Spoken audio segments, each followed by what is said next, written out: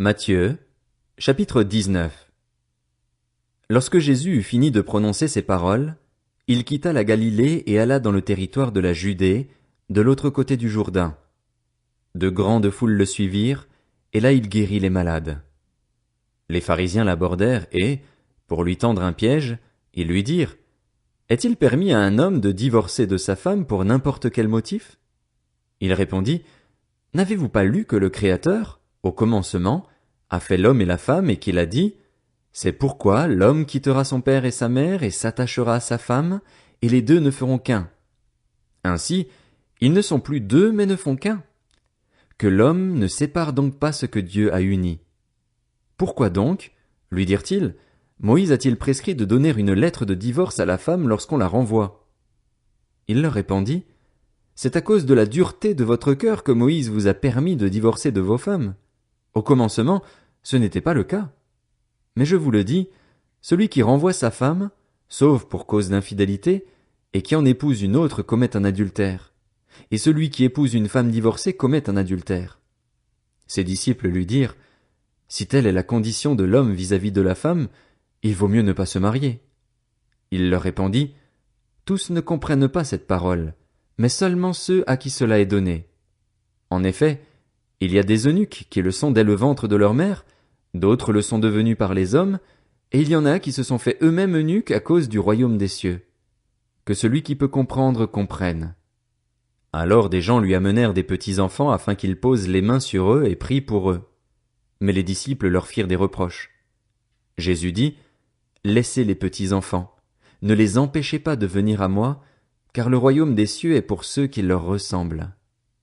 Il posa les mains sur eux et partit de là. Un homme s'approcha et dit à Jésus: Bon maître, que dois-je faire de bon pour avoir la vie éternelle? Il lui répondit: Pourquoi m'appelles-tu bon? Personne n'est bon, si ce n'est Dieu seul. Si tu veux entrer dans la vie, respecte les commandements. Lesquels? Lui dit-il. Et Jésus répondit: Tu ne commettras pas de meurtre. Tu ne commettras pas d'adultère. Tu ne commettras pas de vol. Tu ne porteras pas de faux témoignages. Honore ton père et ta mère, et tu aimeras ton prochain comme toi-même. Le jeune homme lui dit: J'ai respecté tous ces commandements dès ma jeunesse. Que me manque-t-il encore? Jésus lui dit: Si tu veux être parfait, va vendre ce que tu possèdes, donne-le aux pauvres et tu auras un trésor dans le ciel. Puis viens et suis-moi. Lorsqu'il entendit cette parole, le jeune homme s'en alla tout triste, car il avait de grands biens.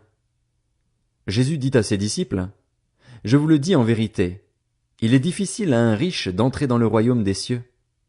Je vous le dis encore, il est plus facile à un chameau de passer par un trou d'aiguille qu'à un riche d'entrer dans le royaume de Dieu. Quand les disciples entendirent cela, ils furent très étonnés et dirent: Qui peut donc être sauvé? Jésus les regarda et leur dit: Aux hommes cela est impossible, mais à Dieu tout est possible. Pierre prit alors la parole et dit: Voici, nous avons tout quitté et nous t'avons suivi. Que se passera-t-il pour nous? Jésus leur répondit: Je vous le dis en vérité, quand le Fils de l'homme, au renouvellement de toutes choses, sera assis sur son trône de gloire, vous qui m'avez suivi, vous serez de même assis sur 12 trônes et vous jugerez les 12 tribus d'Israël. Et toute personne qui aura quitté à cause de moi ses maisons ou ses frères, ses sœurs, son père, sa mère, sa femme, ses enfants ou ses terres, recevra le centuple et héritera de la vie éternelle. Bien des premiers seront les derniers et bien des derniers seront les premiers.